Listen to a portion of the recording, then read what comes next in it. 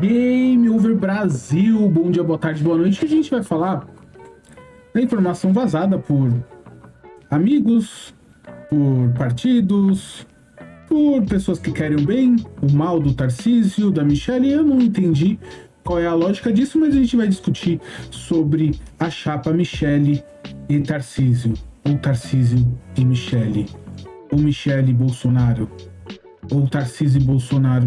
Bom, tudo muito confuso, muito complexo, mas a gente vai falar um pouco sobre esse assunto e ver o que sai disso. Não deixe de se inscrever, de comentar.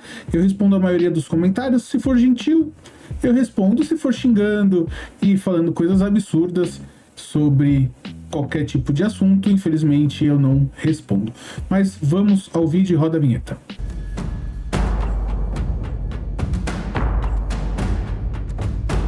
Bom, vamos lá. Uma possível chapa entre Michelle e Tarcísio, como Michelle como vice, o que isso mostra? Primeiro a gente vai analisar a direita. O que a direita passa? Passa que não existe mais direita. O que existe é bolsonarismo. Existe centrão, esquerda e bolsonarismo. A direita acabou. Não existem mais candidatos possíveis de direita que não são a favor dos Estados Unidos, que não são garotos de recado dos americanos, possíveis candidatos de direita que defendam a soberania nacional, os três poderes. Não existe mais essa direita? Bom, eu acredito que essa direita exista, só está sendo totalmente covarde, para não ter um outro nome. A direita hoje, sem ser a bolsonarista da extrema direita, a direita normal, a direita democrática é covarde, certo? Então, mas tudo bem. Vamos dizer que a direita topa entrar no balaio do Tarcísio com a Michelle. Pois bem, o que a Michelle agrega ao Tarcísio? Ela agrega a religião. A Michelle, sim, tem uma força muito forte na religião evangélica. Mas a religião, a gente já tem tantos vídeos aqui, a religião é um fato primordial para que, sei lá, um presidente seja eleito. Por que não a católica? Por que não a evangélica mais ortodoxa? Ou até mesmo, por que não o Islã? Por que a religião é tão importante para ser um presidenciável? Porque, vamos lá, para você ser vice, hoje nós vivemos uma democracia de coalizão. E isso não é nenhum palavrão. O presidente é eleito e tem que fazer acordos políticos com o Congresso. E sim, isso é normal.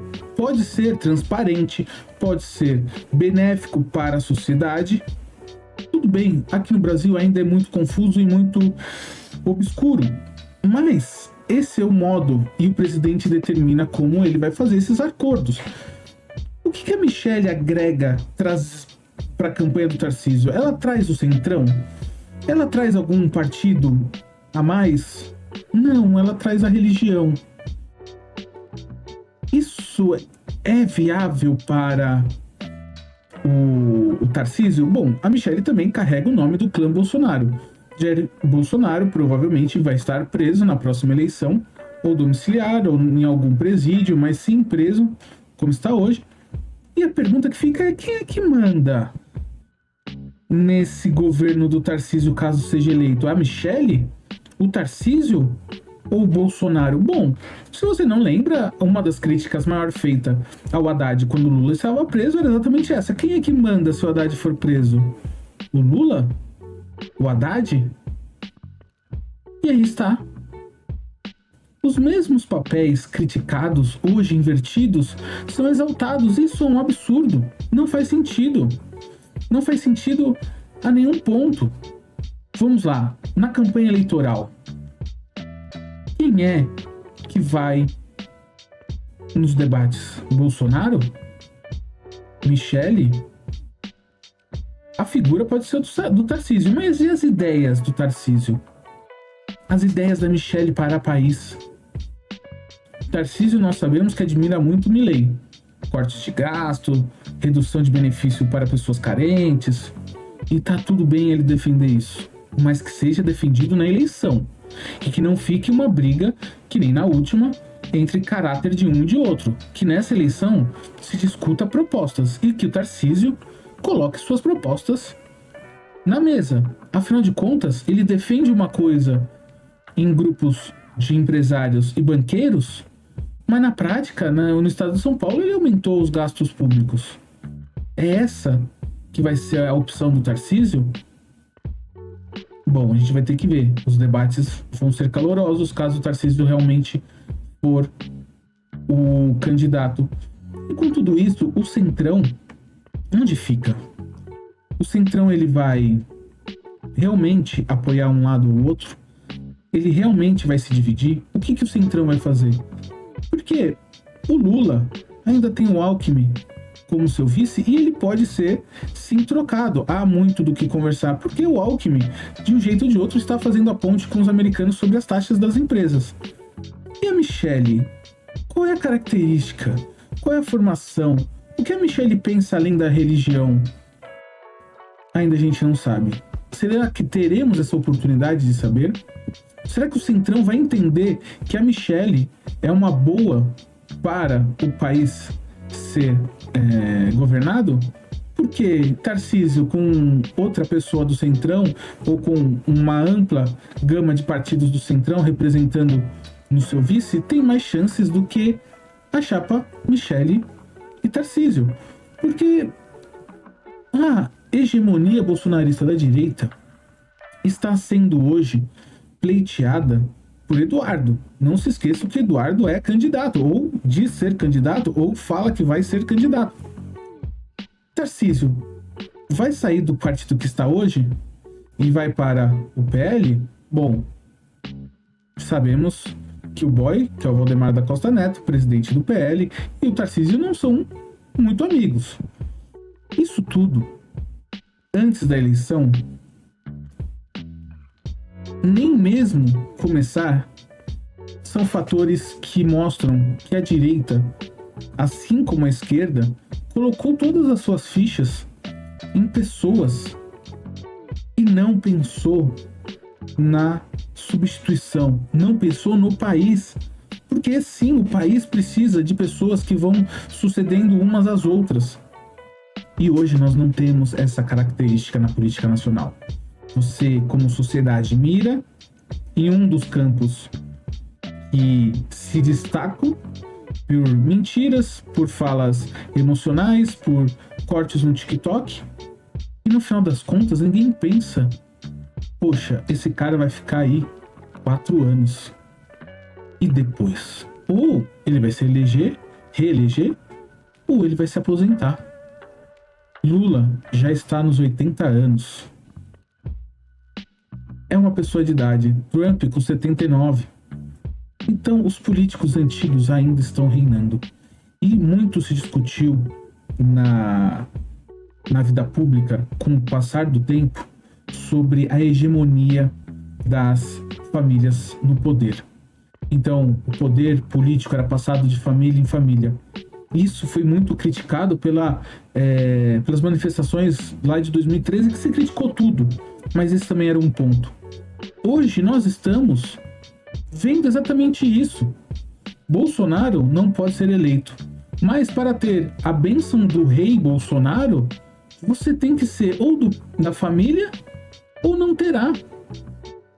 Eduardo quer que todo o poder da família fique entre Eduardo, Carlos, Flávio, e eu não sei se quer que fique um pouco com Jair Renan. Jair Renan, para quem não lembra, é o adolescente rebelde. Então, ele está certo?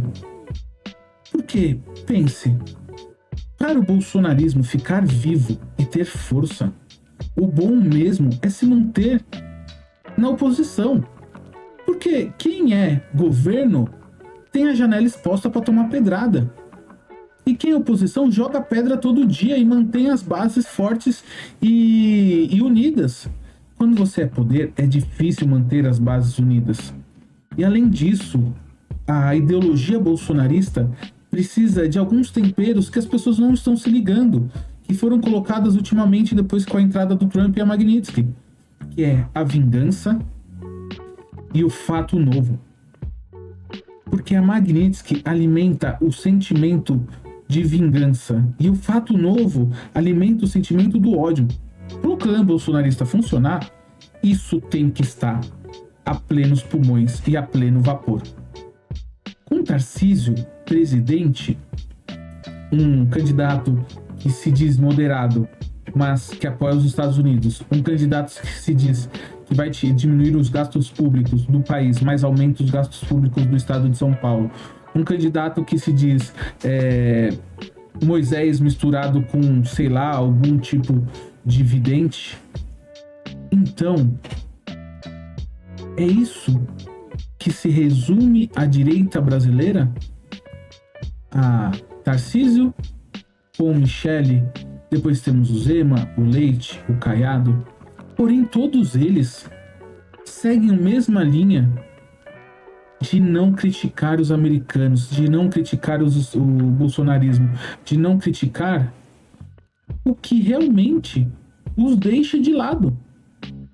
Não criticar mesmo o seu lado faz com que o seu lado não tenha chances, porque está todo cooptado por um personagem, assim como Lula cooptou a esquerda e assim como Bolsonaro cooptou a direita.